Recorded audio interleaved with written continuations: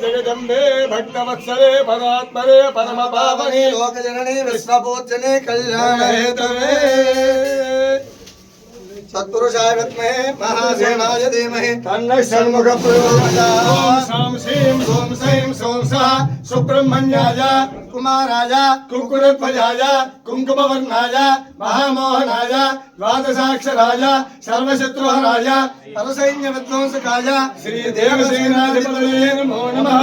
सुब्रह्मण्यो गो सुब्रह्मण्यो गो सुब्रह्मण्यो वल्ली देवसेनाधिपति सुब्रह्मण्येश्वराय नमः। प्रार्थना नमस्कारो समर्पयामि। हर महादेव नमस्तेस्तु भगवन् विश्वेश्वराय महादेवाय त्र्यम्बक त्रिपुरान्तकाय त्रिकाक्षिकालाय कालाक्षरत्वाय नीलकण्ठाय सर्वेश्वराय सदाशिवाय देवाय नमः। ओम नमो हिरण्यवाहवे हिरण्यरूपाय हिरण्यपतये उमापतये वसुपतये नमो नमः। ओम नमः सोमाय रुद्राय नमस्काराय दारुणाय नमः शंकाय नमः सुवर्णाय नमः उग्राय देवाय नमः प्रेमदाय नमः सूर्यवदाय नमः हंतेय नमः शिवाय नमस्काराय नमः संभवे नमः भवेचा संजय शिवदाय नमः सेव्याय नगोल्याय नमः भार्याय नमः प्रणाय नमः प्रणाय नमः भार्याय नमः वश्यस्ताय नमः नमस्तेचाय नमः भार्याय नमः श्री अगस्त्येश्वर स्वामी नमो नमः। नमस्कार समर्पयामि। श्री साई भगवान जी रावण श्री राम जी श्री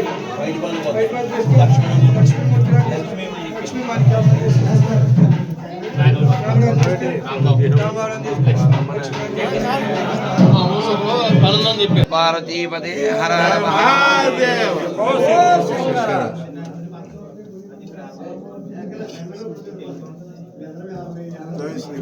जय श्री राम जय श्री राम जय श्री राम जय श्री राम भारत माता की जय श्री राम जय श्री राम जय श्री राम जय श्री राम।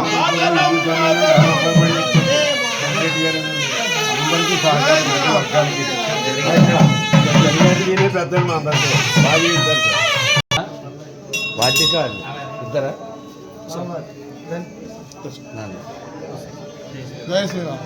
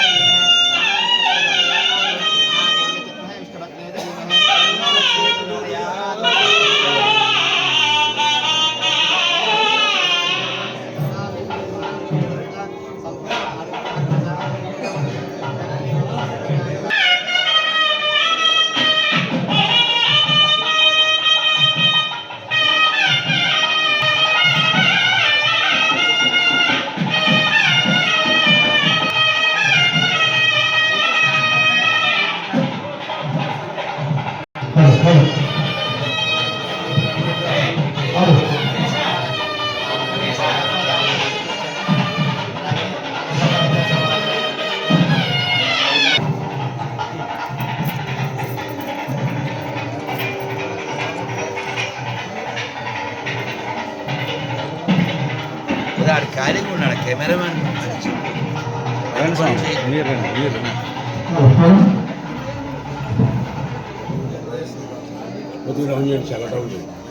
ఏం పేరు నీ పేరు? అల్లు పక్క నుంచి పక్కన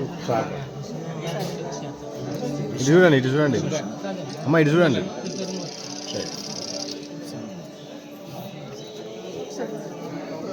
అక్కడికి రావట్లేదు రెడ్డి.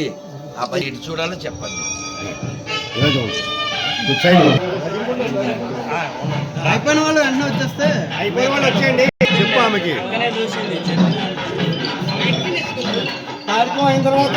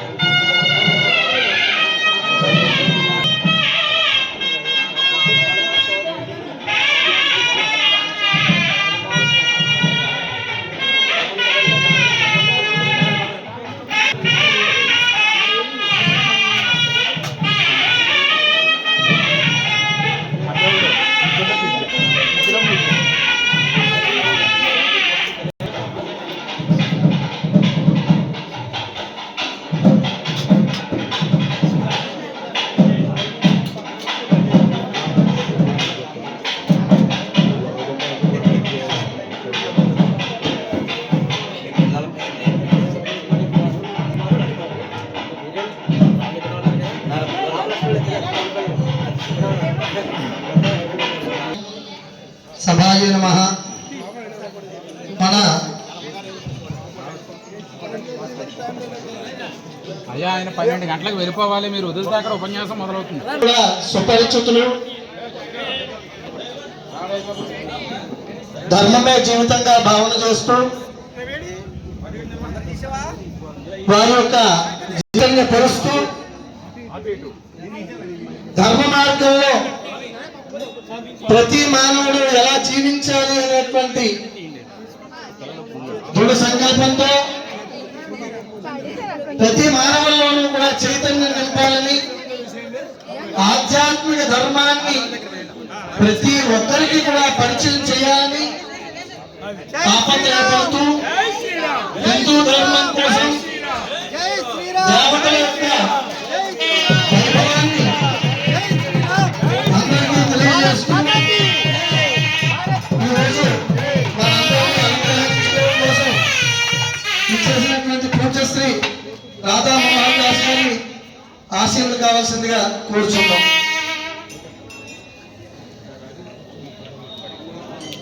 శ్రీ గురుభ్యో నమః. అమ్మ అందరూ కూడా దయచేసి కూర్చోండి. ఎంతో మందిలో చైతన్యం నింపుతూ ఆధ్యాత్మిక మార్గంలో నడుపుతూ అలాగే ఈ ధర్మం మీద అనురక్తున్న ఈ ధర్మాన్ని వెళ్ళిపోయినా రాధా మనోహర్ దాస్ గారి మాట విని తిరిగి మళ్ళీ స్వధర్మంలోకి వచ్చిన వాళ్ళు అనేక మంది ఉన్నారు. కనుక ఈయన మాటలు వింటే మనందరం కూడా ఆధ్యాత్మిక చైతన్యం మనలో ఎలా పెరుగుతుందో తెలుస్తుంది. స్వామివారికి ప్రణామాలు తెలియజేస్తూ నేను ఈ ఆలయానికి చైర్మన్గా ఉన్నాను. అలాగే ఈ ఆలయం సుమారు 300 సంవత్సరాల చరిత్ర కలిగిన ఆలయం. కొంతమంది దుండగులు ఒక 5 సంవత్సరాల క్రితం ఇక్కడ నందిని భద్రకొట్టేయడం జరిగింది. అప్పట్లో నందిని భద్రకొట్టడంలో ప్రథమ స్థానం ఈ గుళ్ళోకి ఉంది. ఈ ఆలయం పురాతనమైనటువంటి ఆలయం. అలాగే అగస్త్య మహాముని ప్రతిష్ఠ చేసినటువంటి ఆలయం.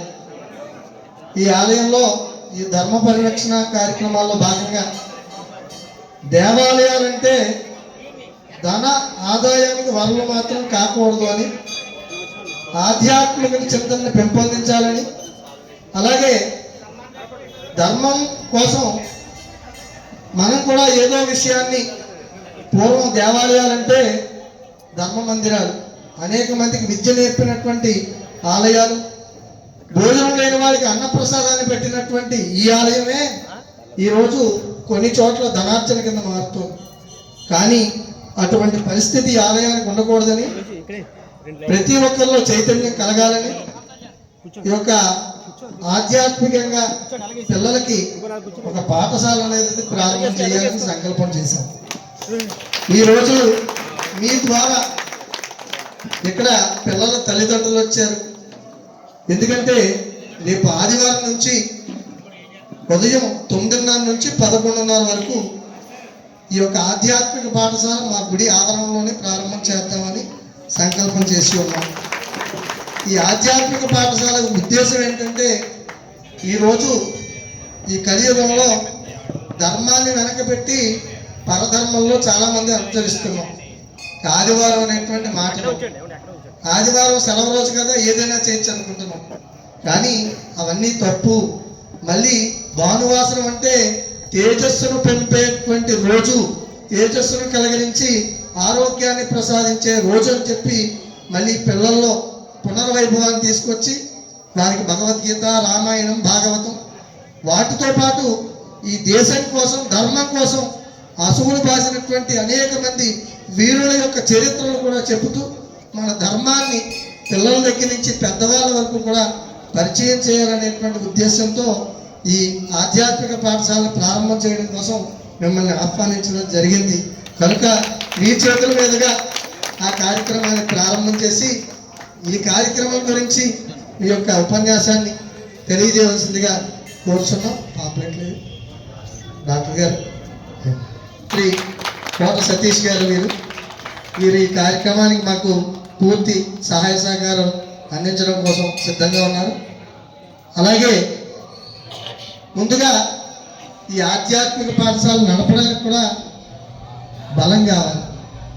ముందర ఫౌండేషన్ బలంగా ఉంటే మనం ఉన్నా లేకపోయినా దాని పని అది చేసుకుంటూ వెళ్ళాలని ఉద్దేశంతో మా ఆర్ఎస్ఎస్ కార్యకర్త వారి భార్య గారు అయినటువంటి హనుమంతరావు గారు ధర్మపత్ని గారిని కూడా ఒక్కసారి స్వామివారి దగ్గరికి రావాల్సిందిగా కోరుచున్నాం. ఎవరు వెళ్ళిపోవద్దు, నేను చెప్పిన వాళ్ళందరూ కూడా ఒకసారి ఇక్కడ దయచేసి ఇక్కడ ఉంచండి. అలాగే మా రమణమూర్తి మాస్టర్ మీరు కూడా ఒక్కసారి ఇలా ఉంచండి. తర్వాత మన సూర్యబాబు గారు కూడా ఒకసారి, అలాగే జ్ఞానాన్ని శర్మ మాస్టర్ మీరు కూడా ఒక్కసారి, అలాగే వీరభద్రరాజు గారిని కూడా ఒక్కసారి మీరు ముందుకు రావాల్సిందిగా కోరుచున్నాం. వీరభద్రరాజు గారు,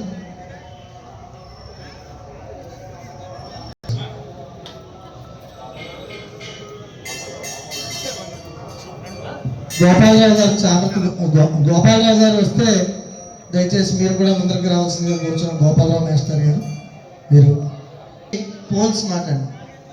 వీరు వైద్య వృత్తిలో ఉండి ఆధ్యాత్మిక చింతన కలిగినటువంటి వ్యక్తి. వైద్య వృత్తిలో ఉండి మీకు ఇందాక నేను పంపించిందంతా కూడా ఆయన రాసింది. మొన్న ఇక్కడ హిందూ సమ్మేళనంలో కూడా వారు ఒక దేశభక్తి కోసం అసలు శుశ్రూషుడే వైద్య శాస్త్రానికి గురువు అని ఆయన నమ్ముతూ వైద్య శాస్త్రాన్ని చేస్తున్నటువంటి వ్యక్తి. వారి ద్వారా ఈ కార్యక్రమం ముందుకు సాగాలని ఇక్కడ ఆర్ఎస్ఎస్ సభ్యులు ఉన్నారు. అలాగే ఉపాధ్యాయ వృత్తి పూర్తి చేసినటువంటి తెలుగు పండితులు ఉన్నారు. అలాగే వేదం చెప్పుకున్నటువంటి వేదవిధులైనటువంటి బ్రాహ్మణులు ఉన్నారు. అలాగే సంగీతం నేర్పేటువంటి వారు కూడా ఉన్నారు. కనుక వారి ద్వారా ఈ కార్యక్రమాన్ని ప్రారంభం చేద్దామని గరిమల్ల లలిత గారిని కూడా ఒకసారి, సంగీత విద్వాంసులు వాళ్ళు కూడా ఈ కార్యక్రమానికి మేము అందరం కూడా ఈ ప్రారంభానికి మీ ద్వారా ముందుగా మీకు ఈ పత్రాన్ని మీరు ఒకసారి పట్టుకోండి.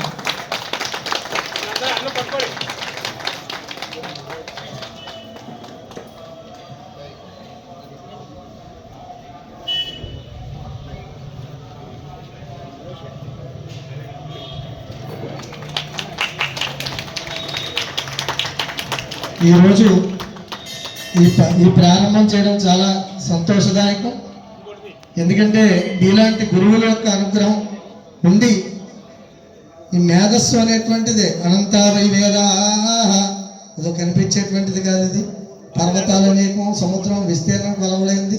అటువంటి వేద అపోషమైనటువంటి దేవతలు వేదాలు రచించిన సామాన్య మానవుడికి కూడా అర్థం కావాలని 18 పురాణాలు రచించి, ఉప పురాణాలు రచించి, అలాగే శంకర భగవత్పాదుల వారు కూడా అలౌకికంగా మానవులందరూ కూడా ముక్తి పొందాలని అనేక ఉపాయాలతో ఈ కార్యక్రమాన్ని మనకి అందించారు. కాబట్టి అవన్నీ కూడా మేము అందించాలనే ఉద్దేశంతో ఈ కార్యక్రమాన్ని తమరు ఉద్దేశించి ఈ యొక్క కార్యక్రమాన్ని ప్రారంభం చేయకుండా వేద శాస్త్రంలో ఈ కార్యక్రమాన్ని ప్రారంభం చేయడం జరుగుతుంది.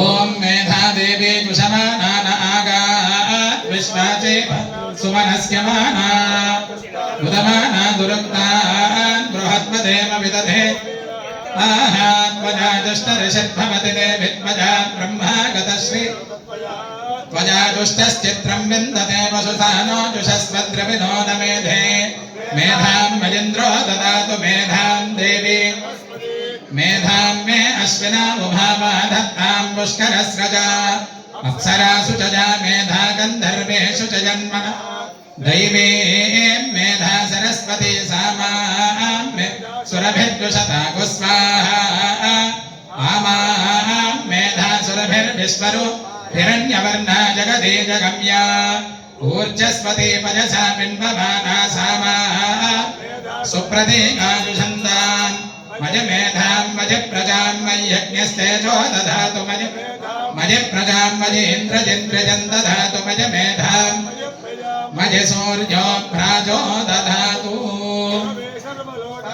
భిషదే భవరోగిణాం విధజే సర్వవిద్యానాం దక్షిణామూర్తజే సదాశివ సమారంభాం శంకరాచార్యవత్ అస్మదాచార్యపర్యంతాం వందే గురు పరంపరాం దేవకీ సుత గోవింద వాసుదేవ జగత్పతే దేహిమేతనజం కృష్ణాత్ వామహం శరణ.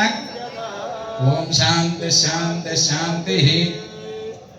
మీకు సాక్షాత్తు దక్షిణామూర్తి అనుగ్రహం మీకు లభించి తద్వారా సమాజానికి విశేష ధర్మబోధన చేయాలి అనే సంకల్పంతో దక్షిణామూర్తికి సంబంధించిన ఆశీహి మంత్రపఠనం ఇక్కడ చేయడం జరిగింది.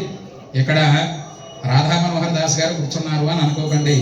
సాక్షాత్తు దక్షిణామూర్తి ఆ స్థానంలో కూర్చుని, అంటే ఈ స్థానంలో దక్షిణామూర్తి కూర్చుని మనందరికీ బోధ చేస్తున్నారు అని దయించి భావన చేసి 1 గంట గంట పావు పాటు దయించి ఎవరో సెల్ ఫోన్లు ముట్టుకోవద్దు. ఎవరైనా వీడియో తీసుకున్నా ఏం చేసినా ఫ్లైట్ మోడ్లో పెట్టుకుని వీడియో తీసుకోండి.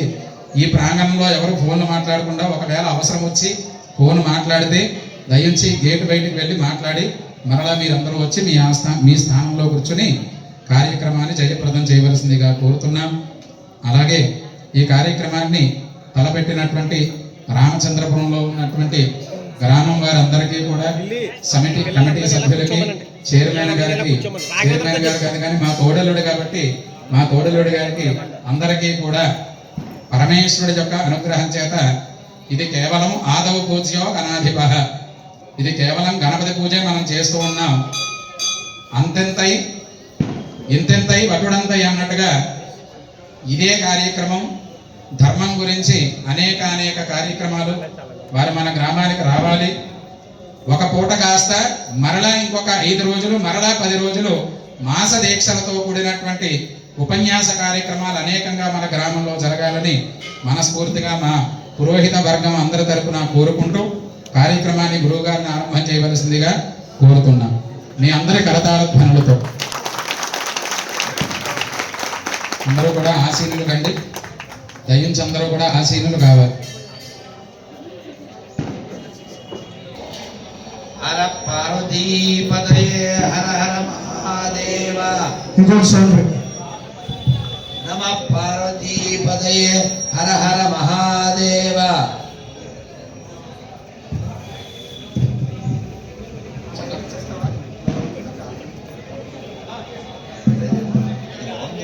నువ్వు మాట్లాడింది నన్ను అందరూ చక్కగా నమ పార్వతీపతయే హర హర హర హర మహాదేవ హర హర మహాదేవ. అందరూ ఒక్కసారి 2 చేతులు పైకెత్తి హరే కృష్ణ హరే కృష్ణ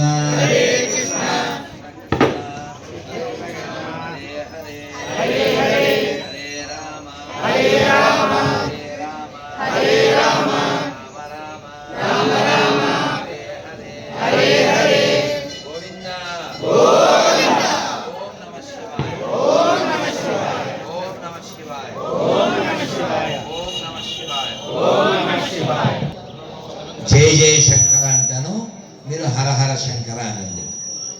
జయ జయ శంకర జయ జయ శంకర జయ జయ శంకర జయ జయ శంకర హర హర శంకర హర హర శంకర జయ జయ శంకర హర హర శంకర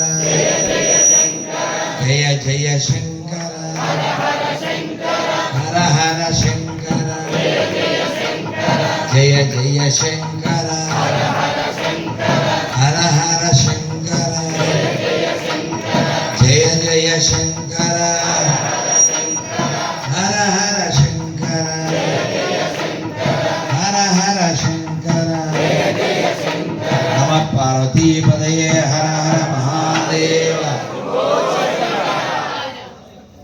ప్రియ హిందూ బంధువులారా, భగవద్బంధువులారా, మంచి కాలంలో మంచి పని కోసం మంచి ప్రదేశంలో మంచి వాళ్ళందరూ కూడి ఉన్నందుకు, ఈ మంచి కాలాన్ని మనకి ఇచ్చినందుకు అందరికంటే మంచివాడైనటువంటి ఆ త్రిపుర సుందరి సమేత అగస్త్యేశ్వర స్వామిని ఒక్కసారి మనం చేయకూడదాం.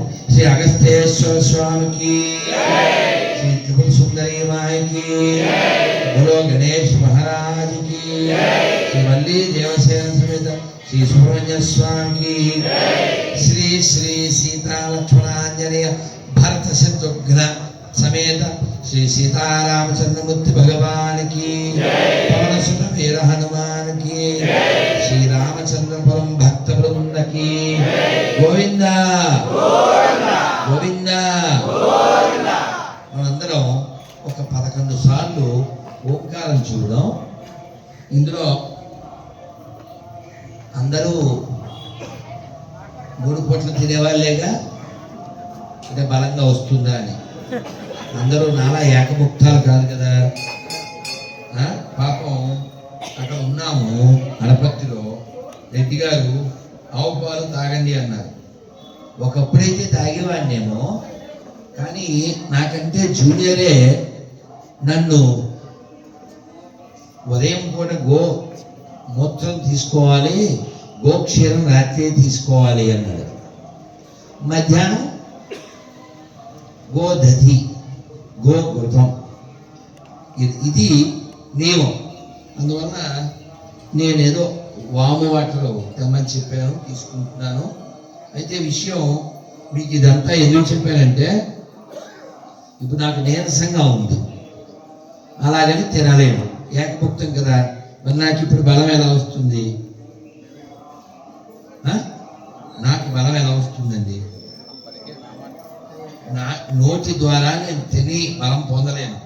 కాబట్టి ఇప్పుడు నాకు బలం రావాలంటే ఏం చేయాలి? చెవుల ద్వారానే రావాలి. అది ఎవరి ద్వారా? అది మీ ద్వారా. అందుకని మీ టిఫిన్ బజ్జీయో, దోశో, పెసరట్టో, ఉప్మాయో అయి ఉంటుందిగా, దాని సంగతి ఏంటో గుర్తు తెచ్చుకుని మీరు మరి రాముల వారి సన్నిధిలో, అగస్తేశ్వరుని సన్నిధిలో, రామచంద్రపురంలో ఉన్నాం. ఇలా ఫ్యామిలీ, ఫుల్ ఫ్యామిలీ కలిగిన రాముడు ఎక్కడోగానే ఉన్నాడు కదా, ఫుల్ ఫ్యామిలీ కదా. మరి ఆయన పక్కనే ఉన్నాం మనం చక్కగా. మీరందరూ పలకండి పలకండి రామనామము, మీరు పలకమంటే పలకరేమి రామనామము.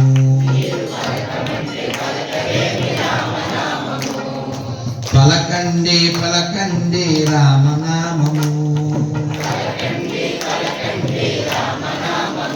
మీరు పలకమంటే పలకరేమి రామనామము.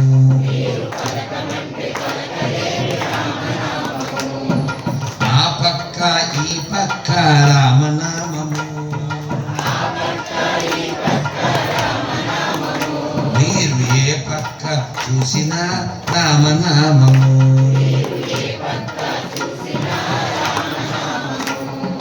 పలకండి పలకండి రామనామము, మీరు పలకమంటే పలకరే రామనామము.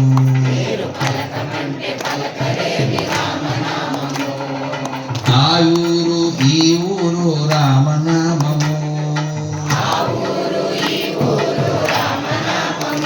మీరు ఏ ఊరు చూసినా రామనామము.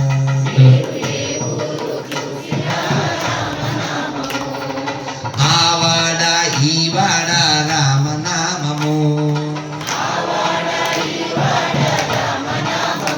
మీరు ఏ వాడ చూసినా.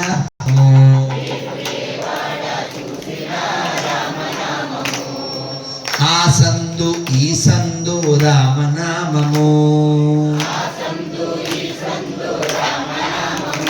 మీరు ఏ సందు చూసినా రామనామము.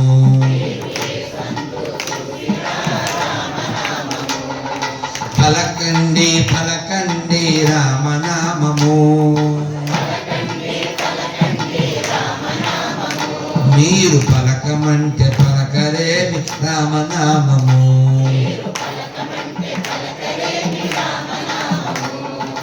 ఆ ఇంట ఈ ఇంట రామనామము, మీరు ఏ ఇంట చూసినా రామనామము.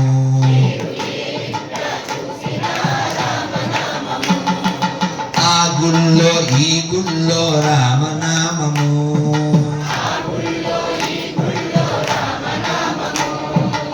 ఏ గుళ్ళో చూసినా రామనామము.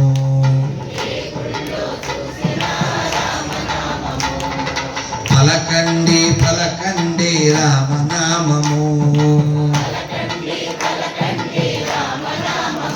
మీరు పలకమంటే పలకరేమి రామనామము.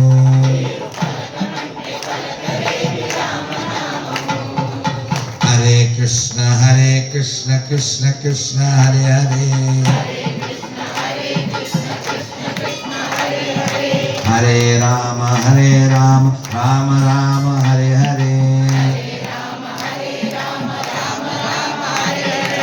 హరే కృష్ణ కృష్ణ కృష్ణ హరే హరే, హరే రామ రామ రామ హరే హరే. ఓం నమః శివాయ.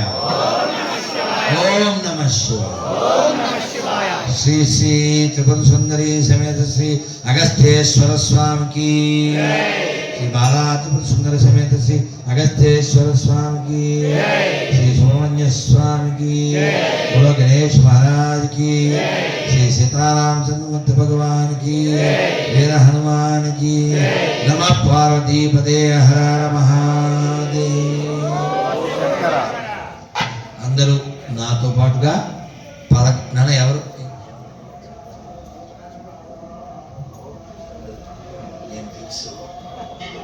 అందుకే నాకు తెలుసు.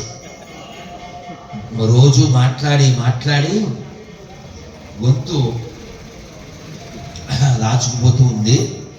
రోజు 2 చోట్ల 3 చోట్ల మాట్లాడాల్సి వస్తుంది. అది అక్కడ ర్యాలీలు అవి జరిగితే మృదువుగా మాట్లాడడం కుదరదుగా. గట్టిగా బులో బజరంగ బలివేల హనుమానికి. ఈ కంఠం అలా శ్రమ ఎందుకు తీసుకుంటుంది అంటే, నాన్న కొంచెం గంటది కొట్టకుండా ఉంటే కంఠానికి ఏమన్నా వినపడుతుంది. ఈ కంఠం ఎందుకు నేను ఇలా శ్రమింపజేస్తున్నానంటే, భవిష్యత్తులో మన కంఠాలు కొయ్యకుండా ఉండడం కోసం.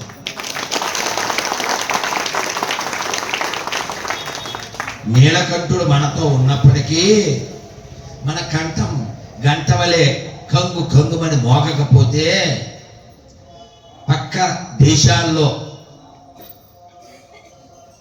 పంది మతస్థులు చేసేటువంటి పాపిష్టి పనుల నుంచి నందిని నమ్మిన వాళ్ళు ఎలా రక్షించబడతారు, నందీశ్వరుని నమ్మిన వాళ్ళు ఎలా రక్షించబడతారు. కాబట్టి నా ఉద్దేశము, నా యాటిట్యూడ్, నా యొక్క భావన, నా లక్ష్యము రెండే. ఇదం భ్రామ్యం ఇదం క్షాత్రం. ఈ 2 లేకపోతే మనం ఉండబోము, రక్షించబడము. కాబట్టి మనలో ఉన్నటువంటి ఆధ్యాత్మిక శక్తిని బయటికి తీసుకురావాలి. అలాగే మన భౌతికమైనటువంటి బలాన్ని కూడా మనం కలిగి ఉండాలి. రేపు ఏం జరగబోతుందో మనకు తెలియదు. కానీ చాలా మంది జంతు భావన కలిగి, రాక్షస భావన కలిగి చాలా క్రూరమైన ఆలోచన చేస్తున్నారు. అది బయట కూడా పెడుతున్నారు. కానీ దురదృష్టకర విషయం ఏంటంటే, మారవలసిన వాళ్ళు మారట్లేదు, మానవలసినవి మానట్లేదు. అందువల్లనే మన పిల్లల మాన ప్రాణాలు పోవడానికి కారణం అవుతుంది. మనమే నేర్పించాలి, పిల్లలకి నేర్పించాలి. ఏం నేర్పించాలో మనకి తెలియాలిగా. మనకి తెలుసా? ఏం తెలుసు మనకేం తెలుసు? తినడం తెలుసు, పిల్లల్ని తరమడం తెలుసు, చదవకపోతే గుళ్ళు వరమడం తెలుసు, ర్యాంక్ బాగా వస్తే మెరవడం తెలుసు. ర్యాంక్ రాకపోతే వాడు ట్యాంక్ ఎక్కి దూకుతాడు, అది తెలియదు. దూకిన తర్వాత ఏం చేస్తావు? ఒక్కతే పిల్ల, చాలా మంచోడు. ఒక సింగరాయకొండ వాళ్ళ బంధువులు, వారు మాకు తెలుసు, వారెవరో వారి బంధువులు తెలియదు. కానీ వారు చెప్పారు, ఒకే పిల్ల ఇంట్లో చదువుతుంది, అంతా చైనా ప్రోడక్ట్స్ కదా, చైనా ప్రోడక్ట్స్ చాలా వీక్గా ఉంటుంది. అటువంటి స్కూల్లో చదివినవి కూడా వీక్గానే ఉంటాయి. పిల్లని వాడు ఏదో అన్నాడు అందరి ముందు. ఈ పిల్ల ఇంటికి వచ్చింది. వాళ్ళ అమ్మకేం తెలుసు, ఇది అవమానం భరించలేకపోయింది. పేపర్ ఒకటి తెచ్చి ఏదో రాసి అది 5వ అంతస్తు నుంచి కింద పడేసింది. అమ్మా అది తీసుకురా అంది. ఈ పిల్ల ఒక్క బిడ్డ, అమ్మకేం తెలుసు, కిందకెళ్ళి ఆ పేపరు అలా తీసుకోపోయింది. తీసుకునే లోపల దప్ అని పడిపోయింది, పెద్ద శబ్దం. ఆ పిల్ల దూకేసింది. ఆ శవం రక్తంతో ఈ పిల్ల రాసింది ఏంటి, చదివింది వాళ్ళ అమ్మ. అమ్మ నేను అవమానం భరించలేకపోతున్నాను, నన్ను అందరి ముందు నిందించారు, అందువల్ల నేను అని చెప్పి ఏదో రాసి ఈ దూకేసింది. ఇలా జరగడానికి కారణం ఏంటి, ఆ పిల్లకి ఆత్మహత్య అనే ఆలోచన రావడానికి కారణం ఏంటి, నేను ఆత్మని అని తెలియకపోవడం. అవమానం వచ్చినట్లే సన్మానం కూడా ఒకరోజు వస్తుంది అనే ఓర్పు లేకపోవడం. భగవద్గీతలో 2వ అధ్యాయం 14వ శ్లోకం వాళ్ళ అమ్మ నేర్పకపోవడం, వాళ్ళ నాన్న చెప్పకపోవడం. కేవలం చదువులే. చదువు అంటే ఏంటి అసలు, పేరు వెనకాల డిగ్రీలా. వాళ్ళంతా లిటరేట్స్ బట్ నాట్ ఎడ్యుకేట్స్. ఏమన్నా అర్థమైందా? లిటరేట్కి ఎడ్యుకేట్కి తేడా ఏంటి? లిటరేట్స్ అంటే చదవడం వచ్చిన వాళ్ళు, ఎడ్యుకేట్స్ అంటే ఎలా జీవించాలో తెలిసిన వాళ్ళు. ఆదిశంకర్లు ఏ రాష్ట్రంలో పుట్టారు? మనకు ఒక అబద్ధం చెబుతూ ఉంటారు, కేరళ 100% లిటరసీ అని. లిటరసీ ఉండొచ్చు కానీ ఎడ్యుకేటెడ్ కాదు, ఇది గుర్తుపెట్టుకోవాలి. కేరళలో ఉన్న వాళ్ళు ఎడ్యుకేటెడ్ అయితే నినాదాలు చేయరు కదా. రోడ్ల మీదకి పందులు గుంపు వచ్చి హిందువులారా మీ పిండ ప్రదానానికి పిండి సిద్ధం చేసుకోండి అని ఒక పంది బాలుడు, ఒక 10-12 ఏళ్ళు ఉంటాయి, వాడు నినాదాలు ఇస్తూ రోడ్డు మీద వెళ్తున్నాడు. వాడు వెనకాల బోల్డండి పెద్ద పందులు. కానీ నేను బాధపడే విషయం ఏంటంటే అక్కడ ఒక ఏనుగుని, కడుపుతో ఉన్న ఏనుగుని ఏదో పండులో బాంబు పెట్టి చంపేశారు. ఎడ్యుకేషన్ ఎక్కడుంది? ఎడ్యుకేషన్ అంటే పేరు చివర డిగ్రీలు ఉండడం కాదు, నువ్వు డిగ్నిఫైడ్గా ఉండడం, నువ్వు దయ కలిగి ఉండడం, నువ్వు పెద్ద మనిషి అయి ఉండడం, పెద్ద మనస్సుతో ఆలోచించడం. ఇది ఎప్పుడు వస్తుంది? నువ్వు అసలైన చదువు చదివితే వస్తుంది. అసలైన చదువు ఏంటి? ప్రహ్లాదుడు చెప్పింది. ఏం చెప్పాడు ప్రహ్లాదుడు? ప్రహ్లాదుడు ఏం చెప్పాడు మనకు ఎలా తెలుస్తుంది? పోతన గారు రాసిన భాగవతం చదివితే తెలుస్తుంది. పోతన గారు రాసిన భాగవతం మా ఇంట్లో ఉందనే వాళ్ళు ఎవరైనా ఉంటారా? ఒకరైనా? గొప్ప 3 చేతులు లేచినాయి. భాగవతం వాళ్ళ ఇంట్లో ఉందంట, పోతన గారి భాగవతం. ఆ తల్లులకి గట్టిగా కరతాల ధ్వని చెప్పండి. మా ఇంట్లో భగవద్గీత ఉంది అన్నోళ్ళు చేస్తుంది. కుప్పానికి నుంచోనా ఒకసారి నన్ను. వీళ్ళ ఇంట్లో భగవద్గీత ఉంది, ఎవరింట్లో భగవద్గీత లేదో వాళ్ళు చప్పట్లు పడుతున్నారు. ఇన్నో వస్తుంది, చాలా సంతోషం. చేతి దించేయండి. మా హేమంత్ మళ్ళీ తిప్పుతాడు కెమెరా. తిప్పరా? ఇప్పుడే తిప్పే. ఎందుకు మరి క్వశ్చన్, ఈ చేతిగా సవాల్ ఇది. భగవద్గీత నేను ఒక్కసారైనా కొంచెమైనా చదివాను అన్నోళ్ళు ఓ చప్పట కొట్టాల్సిందే. ఇప్పుడు ఆఖరి ప్రశ్న. మా ఇంట్లో టీవీ లేదు. 100% లిటరసీ. 100% రా, ఇదే లిటరసీ అంటే. అబ్బో ఒక్కడు ఉన్నారు ఎడ్యుకేటెడ్ కూడా, 5గురు 6గురు. టీవీ లేదు, మరి సీరియల్ ఎలా చూస్తారు? ల్యాప్టాప్లోనా, సెల్ ఫోన్లోనా? నిజంగా చూడరా? సరే, ఇంకో ఇజ్జత్గా సవాల్. మేము సీరియల్ చూడము అనే ఆడవాళ్ళు ఎవరు? నిజమేనా? నమ్మాలా శంకర? నమ్మాలా? ఏమన్నా నమ్మాలా? నిజంగా గట్టిగా ఈ తల్లులు చప్పట్లు కొట్టింది.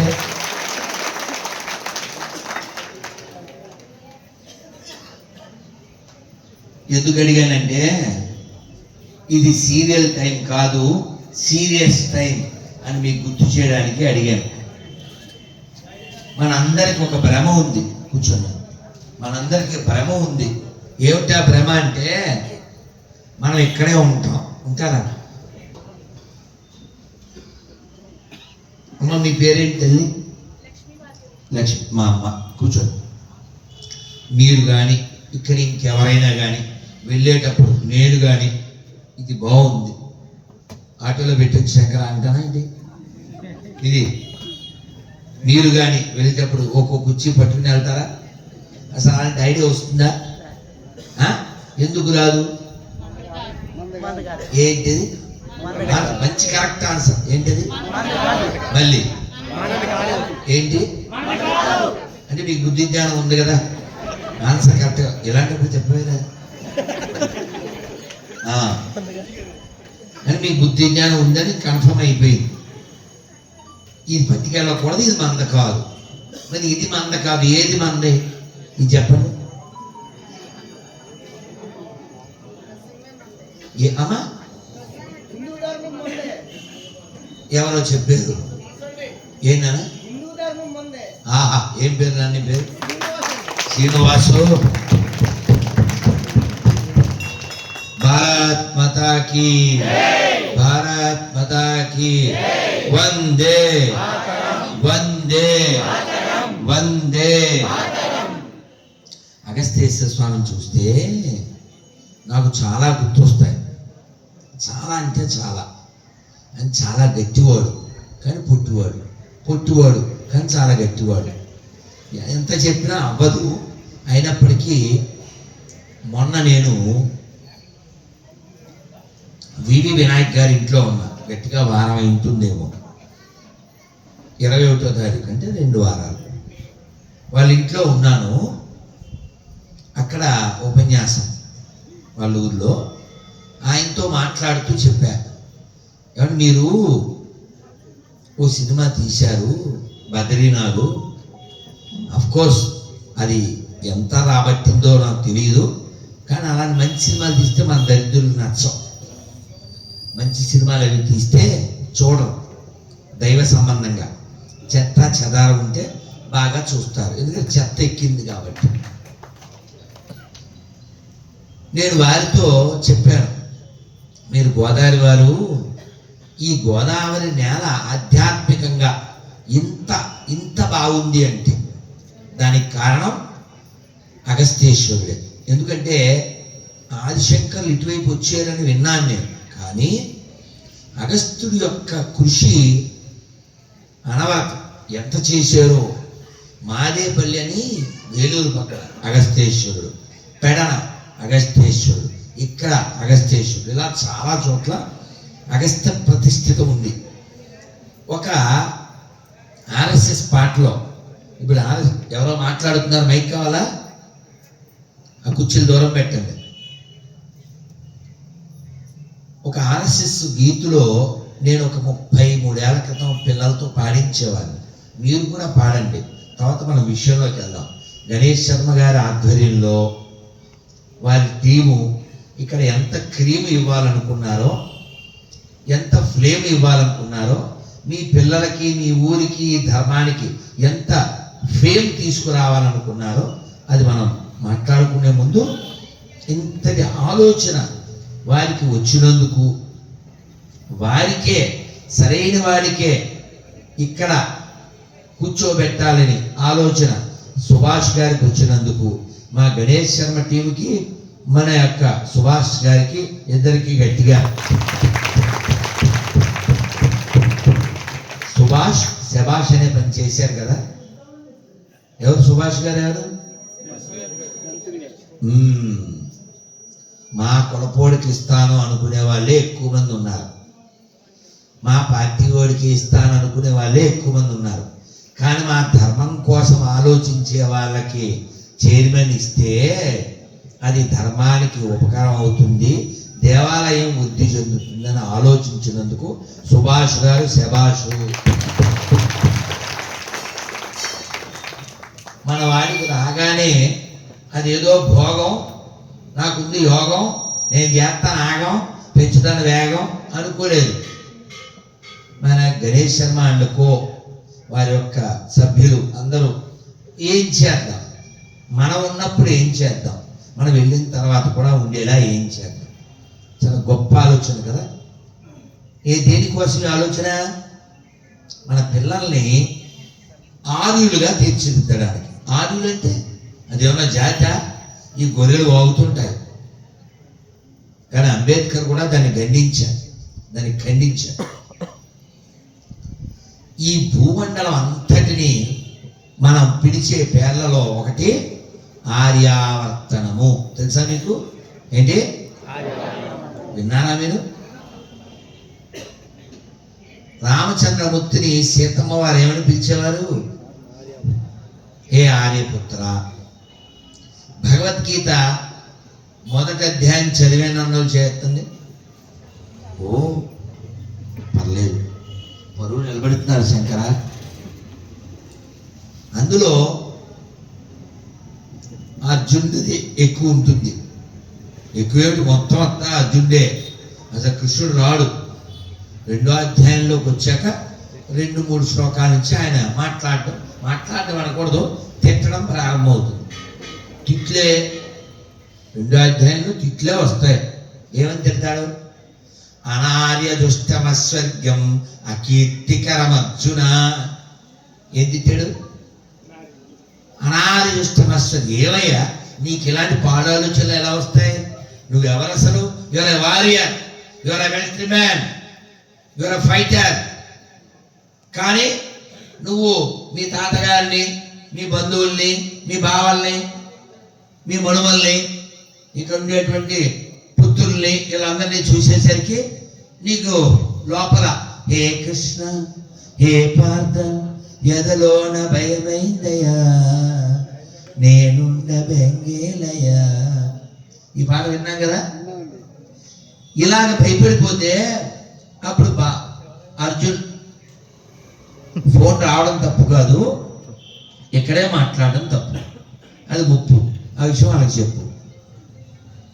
సో అర్జునుడు జావ గారిపోయి ఏమన్నాడు? బావా నాకు కారిపోతుంది జావా, నువ్వు నాతో రావా, మనం వెళ్దాం గోవా, తిందాం గోవా అన్నాడు. ఎప్పుడైనా మీ మనస్సుకి అలాంటి డిప్రెషన్ వచ్చిందా? ఎప్పుడైనా పొందారా?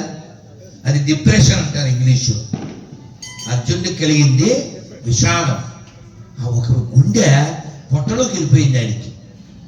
బాబోయ్, కిన్నో రాజ్యేన గోవింద, నాకు ఈ రాజ్యం వద్దు, ఈ భోగాలు వద్దు, నాకు ఈ రక్తపు గుండె నేను తినలేను అని చాలా పెద్ద పెద్ద మాటలన్నీ మాట్లాడాడు. కృష్ణుడు అన్నీ విని ఆ అధ్యాయంలో తిడతాడు. తిట్టిన తర్వాత బావ నాకు అర్థం కావట్లేదు.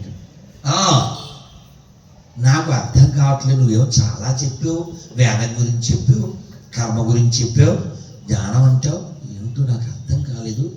శిష్యస్తేహం సాదిమాన్ త్వాం ప్రపన్నం అంటాడు. ఏమన్నా పొరపని చేయట్లేదు, నేను ఇప్పుడు నీకు శిష్యుణ్ణి, నేను నీకు శరణాగతి చెబుతున్నాను, నేనేం చెయ్యాలో నాకు మార్గం చూపించు అన్నాడు. ఇలా శరణాగతి పొందాడు కాబట్టే మిగిలిన భౌతికత అంతా చెప్పాడు. చెప్పి కూడా కృష్ణుడు అర్జునుడిని బెదిరించలేదు. మనకి తెలుసు మన మతం దీపం, పరాయి మతం పాపం, ప్రపంచానికి శాపం. కానీ దరిద్రుడు వాడు వచ్చేస్తుంటాడు దూపం. అందుకే నాకు కోపం.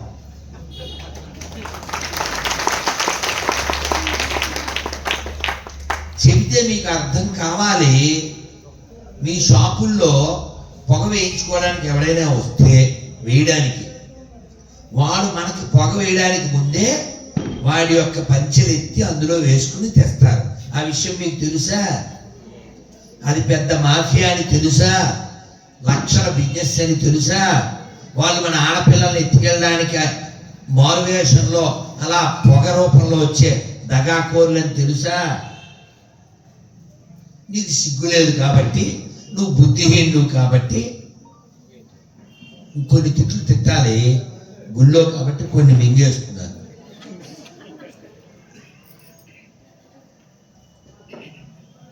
ఇందాక నీకు బుద్ధి ఉంది అన్నా.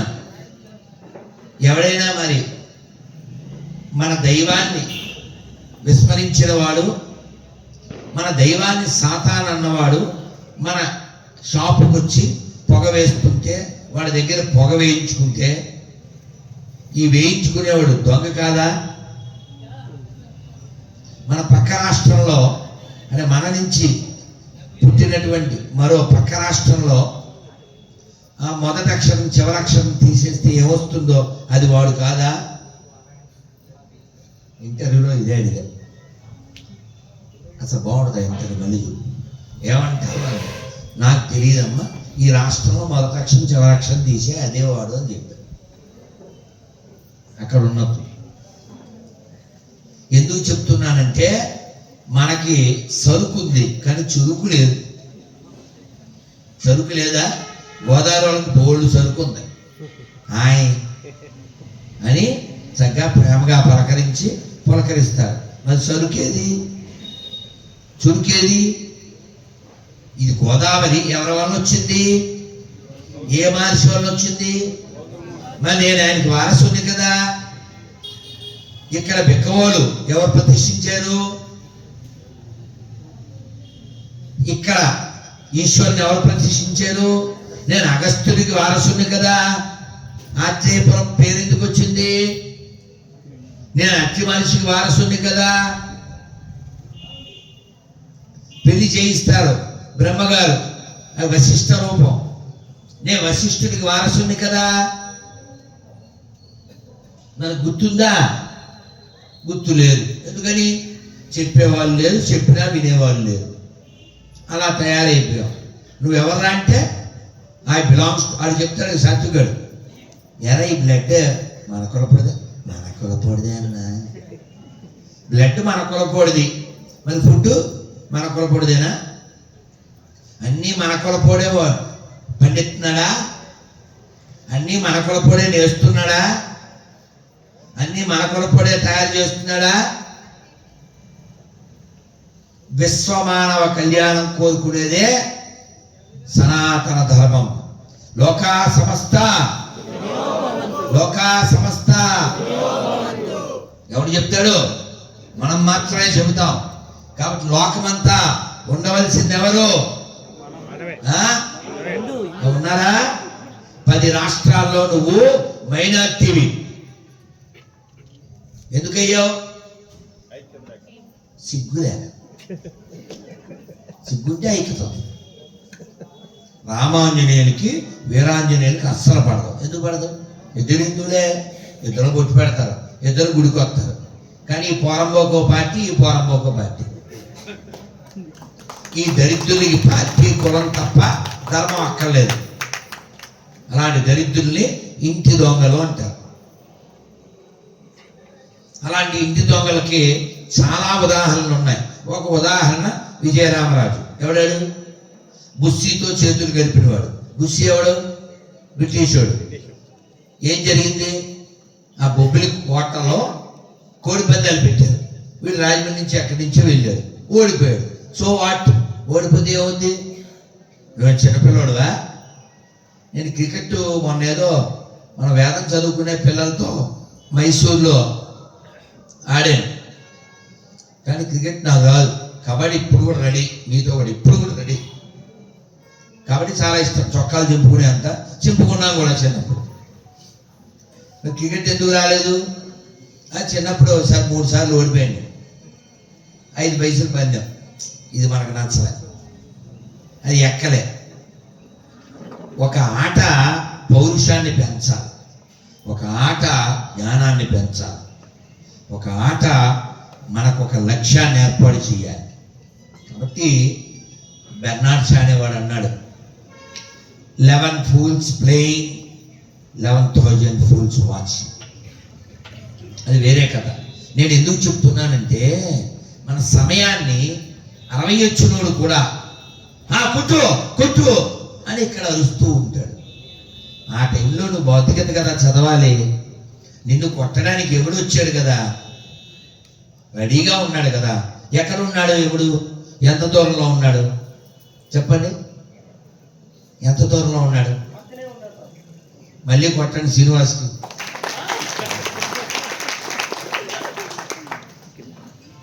నేను ఇదంతా ఎందుకు చెప్తున్నానంటే